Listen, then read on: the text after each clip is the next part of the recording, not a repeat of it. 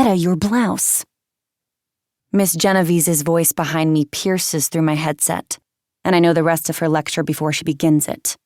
Here at Central Switchboard, if we wear dresses, they must be black or navy. And if we wear skirts, our blouses must be white.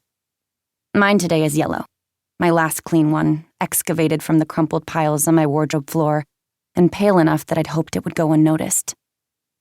"This is your third infraction this week," my supervisor continues, wedging herself in between me and the operator next to me. Helen manages a sympathetic peek before turning back to her own switchboard. "I don't enjoy disciplining my girls, but it's a matter of dignity.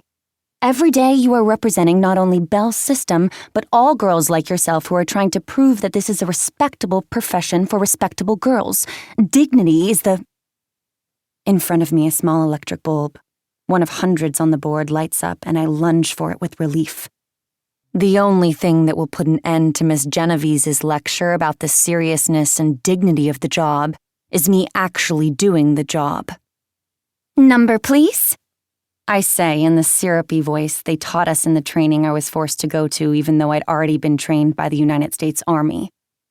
"Number, comma, please." The Army had wanted to make sure I could remember complicated instructions, in English and in French, while translating information crucial to the war. Belle wants mostly to make sure I can use my voice to smile. "Say, didn't I talk to you last week?" asks the staticky voice on the other end of the telephone line, young, male, swaggering. "What number, please?" In my right hand, I ready a long cord, preparing to plug it into the corresponding jack for whichever telephone number I'm given. Miss Genevieve has folded her arms over her chest, clearly meaning to monitor this call to make sure my infractions don't extend beyond my wardrobe. "No, I'm sure I talked to you," the boy on the line says. "I can tell when the voice belongs to a pretty girl. What's your name? Is this your usual shift?"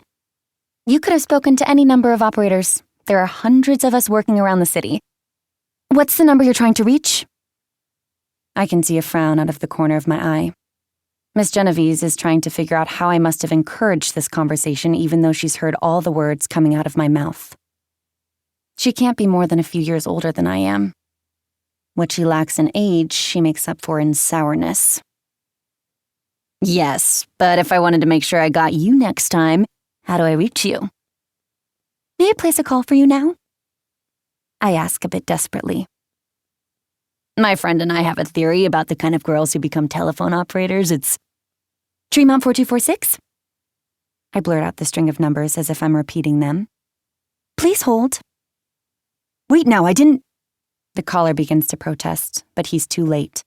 I'm already jamming the other end of the cord into the corresponding jack for the telephone number. I didn't pull it from thin air. I connect to it at least 20 times a day. When I hang up my line, the boy will find himself talking to a taxicab company. That call dispensed with, I turn towards Miss Genevieve again and hope that my face doesn't reveal my deception. Deliberately misdirecting a call would not be an infraction.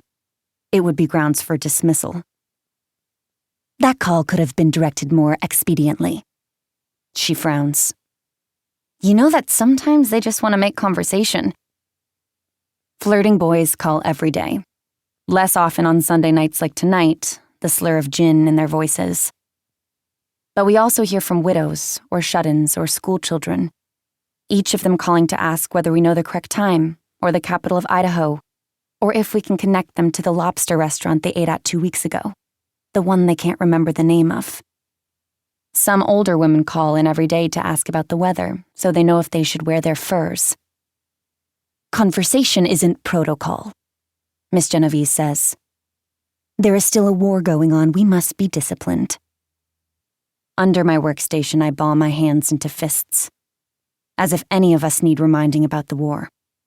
As if I, especially, need reminding about the war.